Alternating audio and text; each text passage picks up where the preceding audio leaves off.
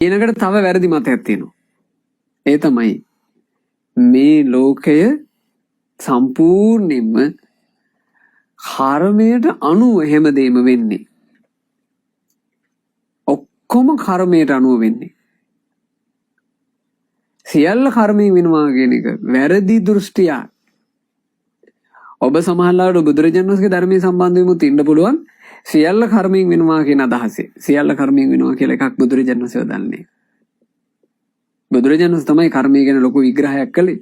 නමුත් සියල්ල කර්මයෙන් වෙන්නේ කියලා භාග්‍යවතුන් වහන්සේ වදාළා නෑ. සියල්ල පෙර කරපු කර්මයෙන් වෙනවා කියන අදහස තිබ්බ කට්ටිය ඒ කාලේ ඉඳලා තියෙනවා. බුදුරජාණන් වහන්සේ ළඟට යනවා.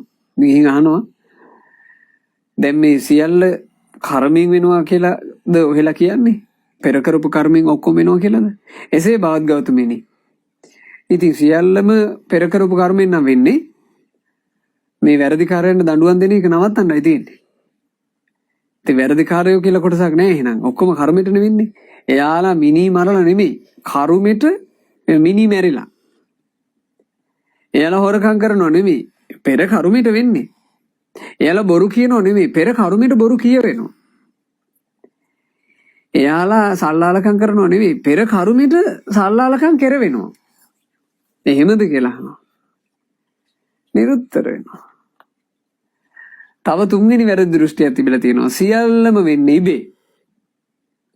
එහෙම මේ ਸਰව බලධාරී දෙවියෙක් මවලන්නේ කර්මෙන් වෙන්නේ නැහැ ඉබේ වෙනවා. ගොඩාක් ඔය නිරාගමික කියන ඈ යන්න තියෙන්නේ ඕක. ඉබේ වෙනවා. එහෙම එකක් නෑ. ඔය ගස්වල ගෙඩි හටගෙන ඒ ගෙඩි මෝරලා ගෙඩි බිම වැටෙනවා වගේ මේ ඉබේ වෙන්නේ. සියල්ල ඉබේ වෙනවා කියන මතය. බුදුරජාණන් වහන්සේ ළඟට යනවා. ගිහින් අහනවා සියල්ලම ඉබේද වෙන්නේ? එසේ බවත් ගෞතමෙනි. ආයෙමනම් ඉතින් වැරදි කරුවන්ට දඬුවම් කිරීම ආදී දේවල් ඕනේ. ඇයි ඉබේ වෙලා තියෙන්නේ? මේ මිනිමරුන් වෙලා තියෙන ඉබේ. ඒක ඉබේ වෙන්න තිබ්බ විදිය. හොරකම් වෙන්න තිබ්බ විදිය ඉතින් ඉබේ වෙලා තියෙන්නේ.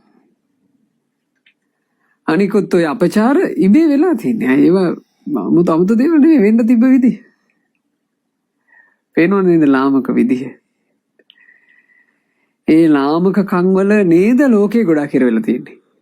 බුදුරජාණන් වහන්සේගේ ධර්මයේ කියලා කියන්නේ හේතුඵල. බුදුරජාණන් වහන්සේ වදාළේ ඒක. ඒකට අපි කියන්නේ ආර්ය න්‍යාය කියලා. භාග්‍යතුන් වහන්සේ ලෝකයට ගෙනහැර දැක්වේ මේ ලෝකේ සත්‍ය. බුදුරජාණන් වහන්සේගේ ධර්මයේ ගැන අපිට තනි වචනකින් කියන්න පුළුවන්. බුදුරජුන් නොවට දෙසූ දහම වනාහි සත්‍යය. සත්‍ය. ඒ තමයි සත්‍ය. ඉතිමස්මින් සති ඉදං හෝති. මෙය තිබුණොත් මෙය තිබෙන්නේය. ඉමස් උප්පාදා ඉදං උප්පජ්ජති. මෙය හට ගැනීමෙන් මෙය හටගන්නේය. ඉමස්මින් අසති ඉදං නහෝති. මෙය නැති කල්හි මෙය නැත්තේය. ඉමස්ස නිරෝධා ඉදං නිරුජ්ජති. මෙය නිරුද්ධ වීමෙන් මෙය නිරුද්ධ වන්නේ. හේතුඵල. බුදුරජාණන් වහන්සේ හේතුඵලමයි පෙන්වන්නේ. අපි සසරක නම් යන්නේ සසරක යන්නේ හේතුවක් නිසා. ඒ හේතුව තියෙනකන් සසර තියෙනවා.